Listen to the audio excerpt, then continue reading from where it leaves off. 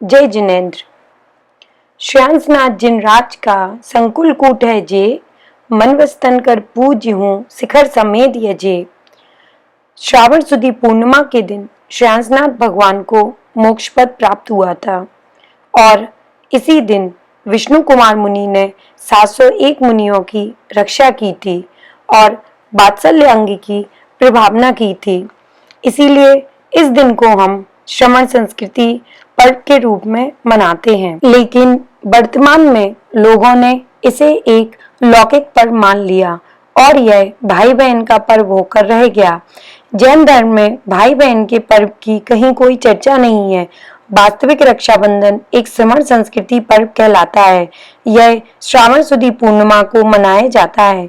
चलिए जानते हैं कैसे वात्सल अंग में प्रसिद्ध विष्णु कुमार मुनि ने क्यों अपना मुनि पद त्यागा और 701 मुनियों की रक्षा की। रक्षाबंधन पर्व मनाने जानो कथा ऋषिश की, विष्णु महामुनि ने रक्षा की अकंपनादि मुनीश की। जैन धर्म के 18वें तीर्थंकर श्री भगवान अरयनाथ के तीर्थ काल में उज्जैनी नगरी में श्री वर्मा नाम का राजा था। उसी समय नगरी में श्री अकंपनाचार्य एवं उनके 700 शिष्यों का नगर में आगमन हुआ। राजा रानी और चारों मंत्री बलि, नमूची, बृहस्पति और प्रहलाद दर्शन करने गए। आचार्य श्री ने अपने अवधि ज्ञान से उन चारों मंत्रियों को मिथ्यात्वी, अभिमानी, द्वेषी जाना और अपने शिष्यों को वाद विवाद न करने की आज्ञा दी। जब गुरु ने आज्ञा दी तब श्रुतकीर्ति मुनि नगर में आहार के लिए गए थे, तो उन्होंने यह आज्ञा नहीं सुनी। सभी मुनियों को नमस्कार करते हुए राजा श्री वर्मा मंत्रियों सहित वापस आ रहे थे, तो रास्ते में मंत्री बोले, राजन, ये मुनि तो पत्थर के खंभे के समान है, ना ये बोलते हैं और ना ही इनमें कोई विद्या है। विद्या विहीना नरा पशु समाना, ये साधु तो पशु के समान है। तभी उन्हें रास्ते में मुनि श्री श्रुतकीर्ति, जो नगर में आहार के लिए गए थे, वापस आ रहे थे। राजा ने नमस्कार किया। तभी चारों मंत्रियों ने बोला, महाराज, यह तो तरुण बैल के समान है, इनका पेट तो बैल के समान फूला है। ऐसा कहते ही मुनि से वाद विवाद करने लगे और मुनि से पराजित हो गए। तभी अपमानित मंत्रियों ने मुनि से बदला लेने की ठानी। श्री श्रुतकीर्ति मुनि ने अपने गुरु को सारा वृतांत सुनाया।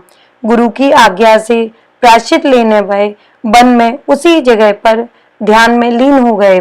अपमानित मंत्री रात में उसी जगह बदला लेने पहुंचे। जैसे ही मंत्रियों ने मारने के लिए तलवार उठाई, उसी समय वन देवता ने उन्हें कीलित कर दिया। सुबह राजा को जैसे ही यह समाचार मिला, उसने चारों मंत्रियों को सूली पर चढ़ाने का आदेश दे दिया। मुनि ने उन्हें सूली पर चढ़ने से रोक दिया। तब राजा ने मंत्रियों को देश से निकाल दिया। अपमानित मंत्री हस्तिनापुर में राजा पद्मराय को अपनी सेवाओं से खुश करके पुनः मंत्री पद पर स्थापित हो गए। राजा पद्मराय ने बलि आदि मंत्रियों से खुश होकर उन्हें मनचाहा वरदान मांगने को कहा।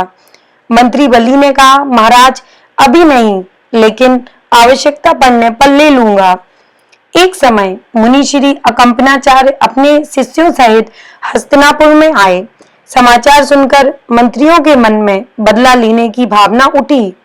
उन्होंने राजा को अपने वचन का ध्यान कराकर 7 दिन का राज्य मांगा और स्वयं राजा बन गए। राजा ने अपने वचन के अनुसार 7 दिन के लिए राज्य दे दिया।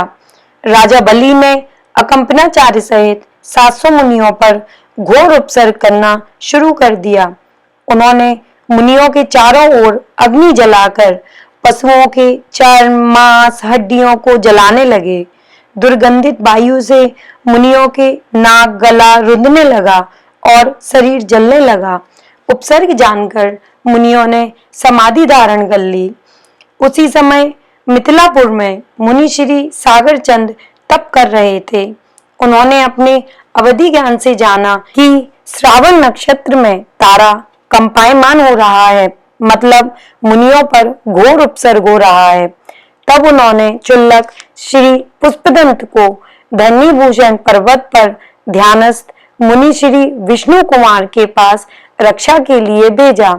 विष्णु कुमार मुनि को विक्रिया रिद्धि थी।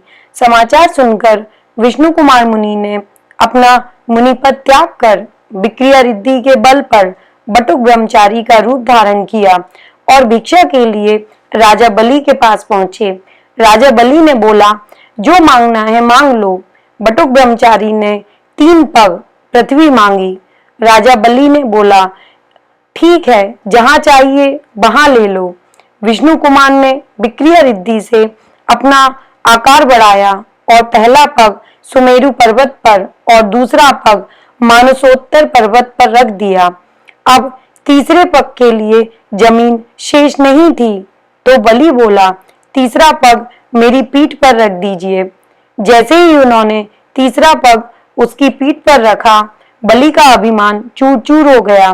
मुनि ने अपना रूप प्रकट किया और समस्त मुनि संघ का उपसर्ग दूर किया।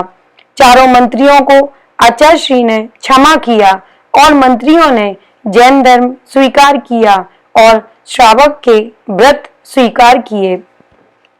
विष्णु कुमार मुनि ने अपने गुरु के पास जाकर अपने दोषों की आलोचना की और मुनि पद धारण करके कठोर तप करते हुए ध्यानस्थ हो गए। वह दिन श्रावण माह की पूर्णिमा का था। उपसर्ग दूर होते ही प्रजा ने खुशियां मनाई और मुनियों को स्वास्थ्य के अनुकूल आहार दिया। आज का दिन हमें वात्सल्य अंगी की प्रभावना के रूप में मनाना चाहिए। इस दिन हमें विष्णु कुमार मुनि और अकंपनाचार्य आदि 700 मुनियों की पूजा करनी चाहिए और संकल्प करना चाहिए कि कभी भी देव, शास्त्र और गुरु पर संकट आएगा तो हम सब मिलकर उसका सामना करेंगे तथा साधर्मियों के प्रति वात्सल्य रखेंगे। जय जिनेंद्र।